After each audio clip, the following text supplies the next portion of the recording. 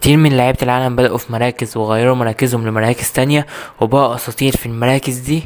فالنهاردة هيبقى الجزء التاني بعد ما عملنا الجزء الأول من لاعبين غيروا مراكزهم وتألقوا. النهاردة الجزء التاني، فلو انت مش في قناة فعل زر الجرس عشان يوصلك في كل جديد، ولو ما اتفرجتش على الجزء الأول هسيبهولك تحت في صندوق الوصف. ويلا بينا نبدأ. في الجزء الأول عملنا 10 لعيبة، فهنبدأ بقى في الجزء التاني من اللاعب رقم 11 وهو بول سكولز، واحد من أساطير مانشستر يونايتد. في بداية سكولز مع مانشستر يونايتد ما كانش لاعب وسط، ما كانش يعرف اي حاجة عن لاعب الوسط لانه كان في بداياته مع الناشئين، ولما اتصعد كمان كان بيلعب في مركز المهاجم، كان بيحب يجيب اجوان. بس في موسم 97-98 بيتصاب بلاعب الوسط روكين، فبيقرر سير أليكس فيرجسون اللي هو يغير مركز سكولز، ينزله من المهاجم للاعب الوسط لانه كان شايف في قدراته في المركز ده.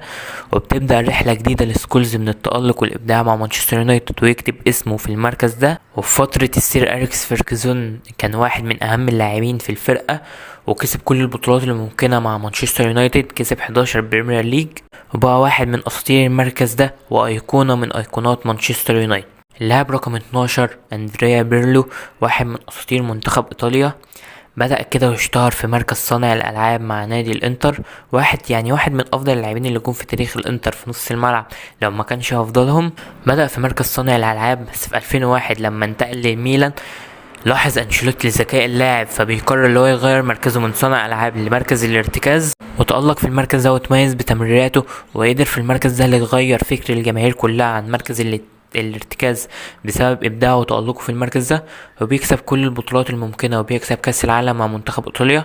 حتى بعد انتقاله لليوفي بيستمر واحد من افضل اللاعبين في نص الملعب اللي يكون في تاريخ ايطاليا واللي يكون في تاريخ الكرة عموما. ونستمر مع اساطير منتخب ايطاليا ومع المدافع الاسطوره باولو مالديني، واحد من افضل 3 مدافعين في العالم لو ما كانش افضلهم. يعني انت لو سالت كده اي حد مين احسن مدافع في العالم، يا اما بيكنبار يا اما مالديني، يعني مالديني مش هيخرج من عن الثلاثه الاوائل. واحد من احسن المدافعين اللي جم في تاريخ ايطاليا. بدأ مسيرته كلها كانت مع الميلان، بس بدأ في مركز الظهير اليمين مع الميلان، وتميز بسرعته. ومع ساكي اللي كون فريق ذهبي مع الميلان من فترة 1987 لحد 1991، بيغير مركزه، بيجيبه من اليمين يعكسه للشمال، وبرضه بيتألق.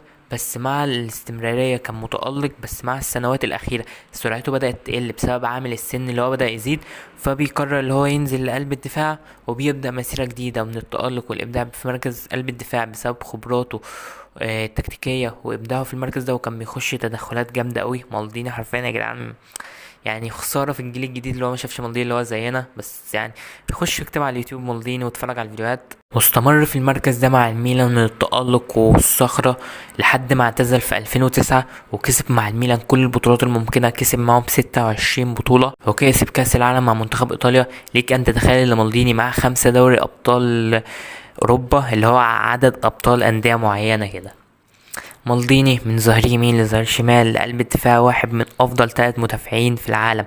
يعني انا من وجهة نظري مالديني بيكنباور دول اول 2 كده. واللاعب رقم 14 الغزال الفرنسي تيري هنري، بدأ كده مع موناكو ويوفنتوس في مركز الجناح الأيسر، بس في موسم 1999 بيتعاقد مع الأرسنال، بينتقل للأرسنال.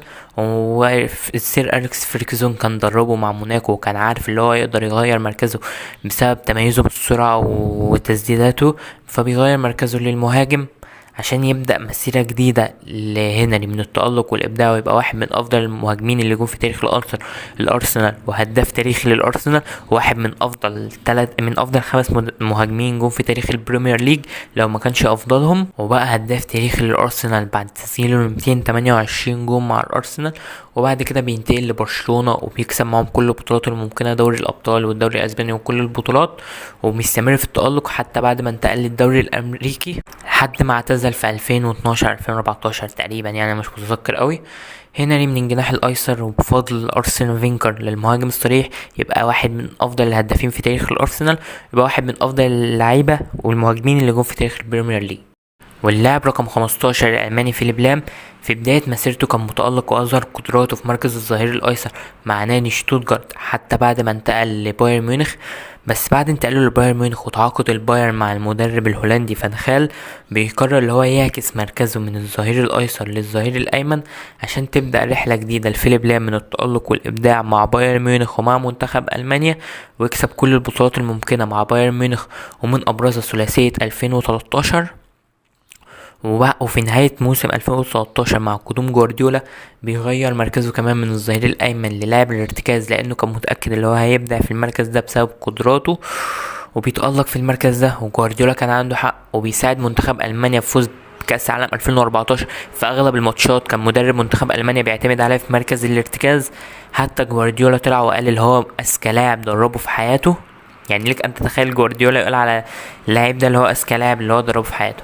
حرفيا فيليب لام كان جامد قوي في نص الملعب الفترة الصغيرة اللي لعبها. فيليب لام من ظهير ايسر لظهير ايمن للاعب ارتكاز، وتألق في الثلاث مراكز.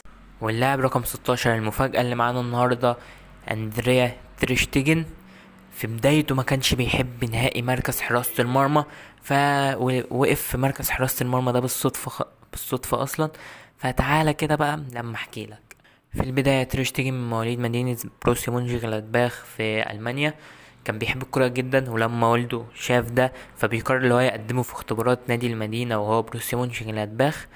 كان متسجل اللي هو لاعب وسط، لأن تريشتيجن كان بيحب تسجيل الأهداف. بس في الاختبارات ما كانش فيه أي لاعب مقدم اللي هو يقف جون. ومدرب بروسيا مونشنجلادباخ اللي كان في الاختبارات وموقف تريشتيجن جون، لانه كان ما عجبوش طريقه لعبه اللي كان بيلعب فيها في نص الملعب، وحتى لعبه في مركز الهجوم ما عجبوش طريقته، فبيختاروا اللي هو يقف جون. وتريشتيجن بيصدم الجميع بتصدياته الخارقة وتألقه في المركز ده، اللي بيخلي يتقبل كده في اختبارات بروسيا مونشنجلادباخ. وبيبدأ مع بروسيا مونشنجلادباخ، وبعد كده بينتقل لبرشلونة في 2014، يكسب معاهم كل البطولات الممكنة ويتصدى تصديات إعجازية تكفيه اللي هو ياخد لقب جدار برلين، ويتألق مع برشلونة ومستمر مع برشلونة لحد دلوقتي مع التألق والإبداع.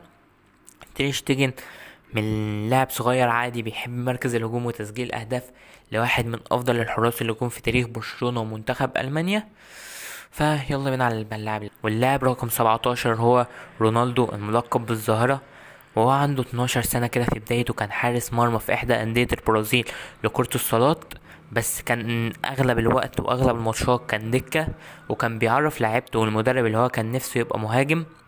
وجات له الصدفة اللي في إحدى الماتشات بيتصاب المهاجم ومكانش ليه البديل، فبيقرر المدرب يحقق له أمنيته ويلعبه في مركز المهاجم عشان يخلي تأخر فريقه كده بعد هدف اللي هو يكسبه بفرق هدفين أو 3. وبيبدأ التألق وبيسجل مع النادي ده 166 هدف.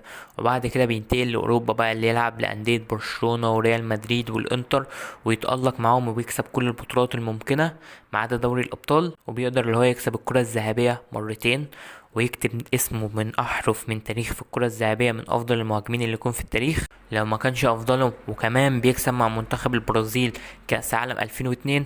رونالدو الظاهرة من لاعب دكة في كرة الصالات، حارس مرمى دكة في كرة الصالات 12 سنة، لواحد من أفضل المهاجمين اللي جم في تاريخ بعض الأندية.